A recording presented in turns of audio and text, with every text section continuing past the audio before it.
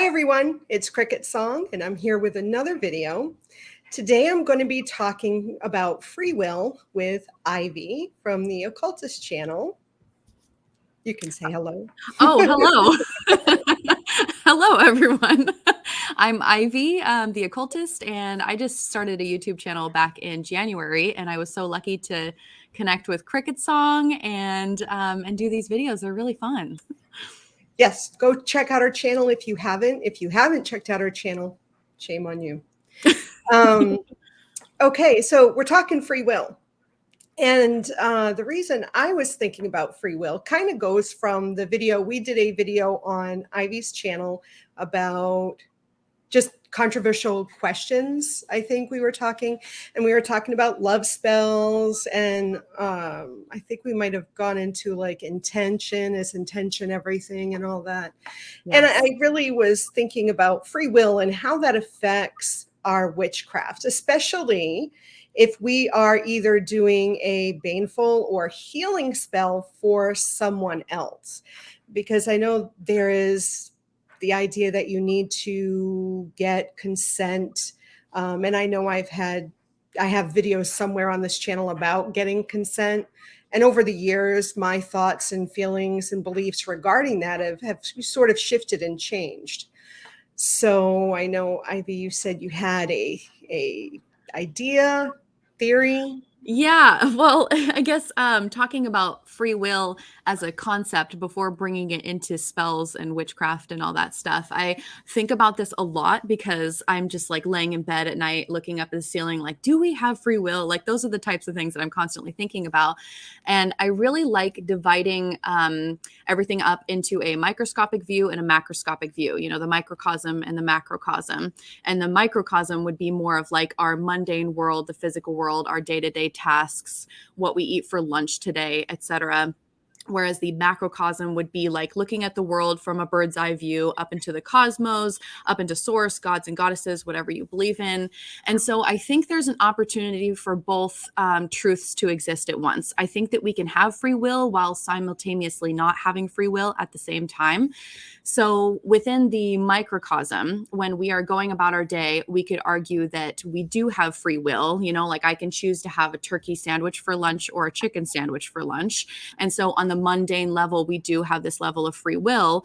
But within the macrocosm, we could say that maybe we don't have free will because there is some sort of divine plan or some sort of structure to the cosmos or some sort of rhythm that we just don't understand that's kind of guiding us, whether you believe in destiny or not. There's something above us that's kind of guiding us in a certain way. So I think that we can both have free will and also not have free will, just depending on what areas of your life you're looking at. But also, it could be the exact opposite. So I know this is going to be kind of confusing explaining this theory, but so in the microcosm, we could say that we do not have free will because everything that we choose, everything that we do is just previous conditioning and brainwashing from the society that we've lived in, from our childhood, etc. You may think that you're choosing to eat that turkey sandwich for lunch and that you have free will in that, but actually you don't have free will when you're choosing to eat that turkey sandwich because of that, previous conditioning. Maybe your dad always ate turkey sandwiches and you just got into a rhythm of picking up a turkey sandwich. So it's not really free will. It's literally just situations that have kind of brainwashed you into being a certain way. And then within the macrocosm, you might have these moments where, let's say there's like a large accident or something, like you get into a large accident or something crazy happens. The macrocosm comes down and says, we're going to interrupt the process. We are going to, there's going to be some sort of divine intervention, if you will, which gives you moments of having free will. So we could have, within the microcosm, we're basically just brainwashed, doing what we think is free will, but it's really not. And then we have these brief moments of the macrocosm coming in and kind of rewiring our brain. Because in that moment, when we have trauma and we are, let's say, getting into a car accident, all that previous brainwashing and brain wiring is gone. In that moment, you have an opportunity to actually express free will because you are put into a traumatic situation that breaks you away from the mundane, from the, normal reality. So I could see to sum it up, I could see that both truths existing in one sphere, depending on how you look at it. I hope that made sense. It's really hard for me to explain. To me, it makes perfect sense, but hopefully other people watching this will get it, because it makes me think of other spiritual teachings.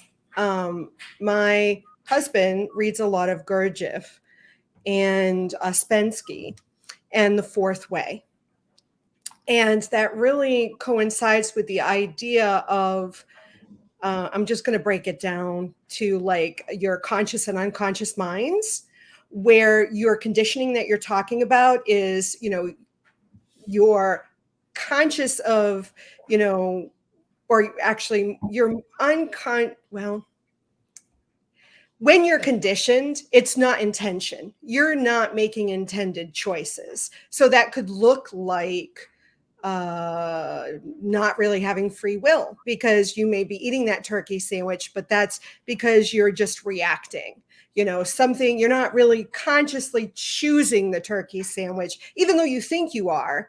You're really not, because your dad ate turkey sandwiches when you were younger, and that's just conditioned. Or you're doing more of a mechanical reaction. We're just acting mechanically a lot of times. We're not deliberately choosing that turkey sandwich. So that makes sense to me. And then the accident that you're in, the big giant accident, is a shock to your system, which shocks you out of the mechanical actions that you're taking during your lifetime. And in that moment, you're awake. Yes. That's exactly what I was getting at, is in those moments of the accident or the trauma, whatever's happening, you have those moments where you are awake and you are pulled out of the conditioning, and you can go, oh, and that's when you see people who go through some sort of trauma and then they completely change their life course. And then they go, I don't want to do this anymore. I'm going to quit my job. I'm going to go travel to another country. I'm going to like do whatever. And I think in those brief moments, we do actually have free will, and we can kind of break away from the mundane. Well, see, and that's what I wonder. Is that free will?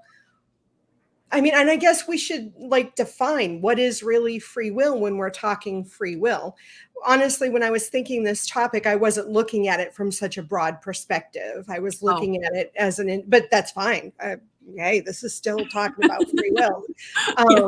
I was thinking more of like an individual free will, again, with the casting a spell on someone else. Yes. And are you fucking with someone's free will or whatever? But I think it's interesting and still part of that topic to look at it from, the macrocosm, instead of just the microcosm. But yeah, so because I've always been one to think that I don't believe in destiny. I don't believe in fate. I do believe in synchronicities. But is that synchronicity sort of the idea of not really having free will? So yeah, I think you're right. I think I do believe there's conditioning. I do believe we, as human beings, react more than we deliberately intend or create. We're influenced by media, by the people we live with, by the neighborhood, by the city, the state, the country that we live in. And I think it takes a lot of will to break free from the conditioning and the living situations that you live in. So, yes. Yeah, I totally agree with that. And you just brought up a good point with will in regards to spell crafting, because obviously when we are casting a spell on someone else or for someone else, there's always a question of, are we overriding their free will? And I think that whether they have free will or not, they have some sort of will, right? Whether it's free or not is obviously the debate that we're having, or whether it's just previous conditioning or whatever. But that person does have their own will, whether it's divine destiny or fate or free will or whatever it is. I believe that when you are casting a spell on another person, that it is attempting to override that will. And I don't know personally how successful that would be. It just really depends on the situation. So in my practice, I try to avoid casting spells spells on other people or for other people unless I do have their consent, because then their will is in alignment with my will when I'm casting the spell. If we have like, you know, my will is wanting something and then another person's will is wanting something completely different, if I try to cast that spell on them, I don't think it would be very successful to get them to do what I want. I think it would be smarter to manipulate my own will if I can't manipulate someone else's. So yeah, just bringing it back to spellcrafting because that's what you wanted to talk about originally, and then I took it in another direction. That's okay. That's, like I said, that's fine because it's all talking about free will. And I think we can actually really tie it together because, say, for example, we want to cast a spell on someone. And just for sake of argument, let's say that person, say we're doing baneful magic, right? We're not going to get their consent. Clearly, no. Because we want to baneful magic in that we want to cause harm on some level, whether we feel it's righteous and justice, however we're framing it, we're looking to cause harm on someone else. We're not going to get their consent, clearly, because who's going to want us to cause harm for them, right? Yes. So then, and these are the things I think about, right? So then if my will is to cause them harm, and clearly they don't want harm caused on them, is it even worth the effort for me to cast or attempt to cast a spell on the other individual? And then we can, you know, is it right? We're going to just say, I view it as the right thing to do, the just thing to do. Would that even work? I mean, when we're talking about free will, we have my will and we have their will. I want to cause harm. They don't want harm caused them. So I guess those are the things that I think about. But if that person is following like their fate or their destiny or the will of the universe, and it's to be protected and not to be harmed, then am I working against even a greater will? So how does, I mean, I don't know how this all works out, you know, because clearly we're not going to even get the answers because, you know, it's beyond our human understanding it from my perspective. Yes. I think but that what are your thoughts in that sort of situation? Yeah, I mean, baneful magic is obviously the exception to consent because if you are going to hex or curse somebody, you're not getting consent, like clearly. And I think that nobody consciously wants to have harm come to them. Like we all want to be protected, we all want to be safe, but then you have people that do acts of self-harm or self-sabotage. And so even though we all consciously don't want to hurt, sometimes there's previous conditioning, typically from the childhood, where we are sabotaging ourselves a little bit. And I think that can kind of work with baneful magic. So if I'm going to hex or curse somebody, I would really work off their maybe self-sabotaging behaviors and get them to believe that they're hexed, etc. And we actually kind of talked about this on the controversial, on the other video that we did. But with hexes, I really do, or curses, I really do believe that person has to be open to the curse or open to the hex. And I don't want to say that as in they have to want the curse or hex, because nobody wants that, but they have to psychologically, at least somewhere in their subconscious mind, believe that there is a possibility that they could be hexed or cursed. That is enough of an open door for me to like get in there and work with it. If they simply don't believe magic exists, they don't believe hexes or curses exist, then in my opinion, I don't think the hex or curse would really affect them because they're not going to see it. If their car breaks down on the side of the road, it's not because of a hex or a curse, it's just because their car broke down. Like they're literally not going to see the effects of the curse or hex. So yeah, I think that somebody needs to be open to it. And that's why the word consent is like so weird. It's not really quite the right word to use. It's more like you need an open psyche, I guess, to work with rather than the consent. You know, it just because, and there's no script. I have no script, no planned questions here on this video, but I'm thinking about what you were originally talking about with the macrocosm and the microcosm. Now, if that person doesn't believe magic exists, they may not perceive something we've done, a magical working or a spell or a curse, whatever, that the witch might have done towards them, against them. But if we, the witch, are aware of how the energy is flowing, if we do a reading, if you figure out their natal chart, if you're working with the energies of the universe, if there's some sort of plan, whatever, divine plan, whatever, if we as the witch can see that and then work with that to cause harm, they may not even have to believe in magic. They may not see that it is, they may just think that they're making poor choices in their lives, right? I mean, Yeah. is that a workaround that, I don't I don't know. know. I think it could be. I think that would be so complicated to get It right would. though. Like that would be a huge working. And I don't really hex or curse ever. I mean I will if I have to. So but it's not like I don't know. That would be so complicated because you would have to align their psyche, your psyche, and also whatever divine intervention swirls around both of you, the energies. Right. So yeah, that's really interesting.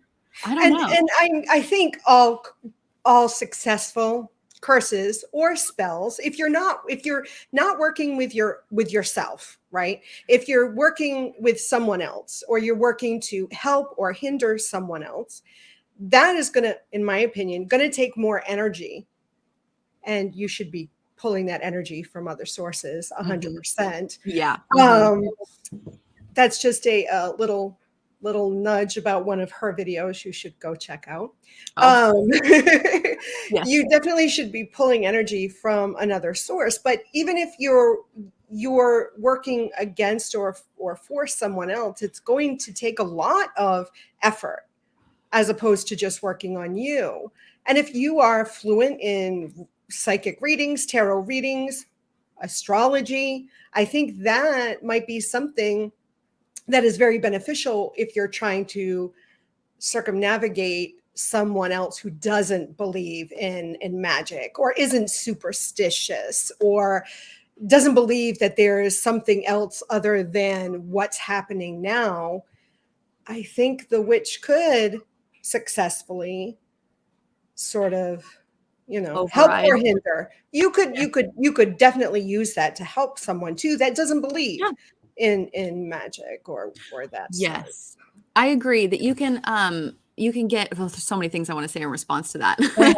You can send people certain signs of like, say you're doing something beneficial for someone, or say you're sending malicious intent. It doesn't matter what the intent is, but you can send that energy their way, and I believe that it is their choice whether they pick it up or not. It's like mailing them a letter. They can choose whether to open that letter or not. So I can definitely send some good intentions or some bad intentions, but it really kind of depends on their will, in my perspective, whether they receive that or not.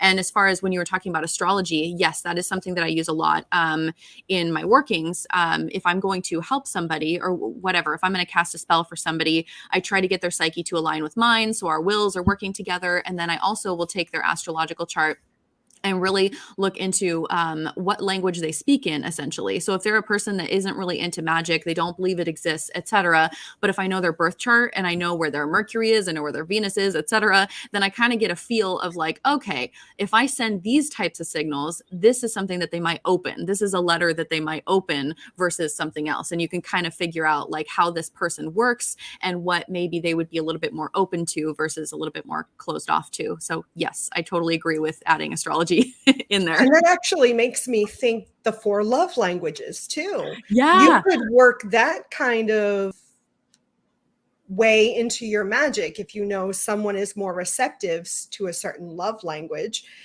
and you could use that in a hindrance as well, to use it as a vehicle to send whatever intention you're looking to send. Yep. Yeah, I Yeah, think you just have to you have to know your subject. you And do. You yeah, definitely do. I think that's why most like love spells, hexes, curses, whatever, I don't believe will work, because not because I don't think that they can work. I just don't believe, this sounds terrible. I don't No, believe the go for magical it. practitioner. Okay. I don't think the magical practitioner is skilled enough to do it. Like I that's what it agree. comes down I to. totally agree. I Yeah. totally agree. Um, and that's not to say anything good or bad about magical practitioners, No, but I it's hard. do. It takes effort. Yeah. Magic and witchcraft takes effort. And I've said it before in other videos on other channels, and I'll say it again. You know, if you want XYZ, you need to put the work in for XYZ. You just can't light a candle and say, make it happen. Yes. We, and I include myself in that, we are not that evolved in magic. We as human beings have so much outside influences, internal influences. We're not that aligned with the energy of everything to be able to do that. Do we have the capability of doing that? We certainly do. But we are so distracted in our modern society and so influenced that we're just not there. I 100,000% agree with you there. I think that people really want to come in and have immediate results with their spells and rituals. And I'm like, man, it does not work like that. It really doesn't. It takes years to develop a practice and to get really good at it. And yeah, I agree. There's a lot of distractions and there's a lot of discipline to be able to manipulate energy in that way.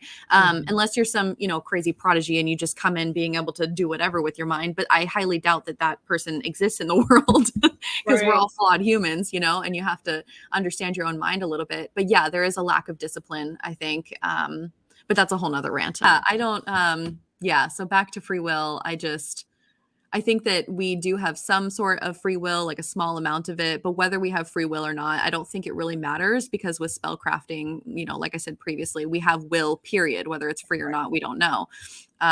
So yeah, that's kind of my answer to that. I agree. And I think I definitely agree with you. I mean, and that debate for myself. Oh, I guess there was this other sort of scenario.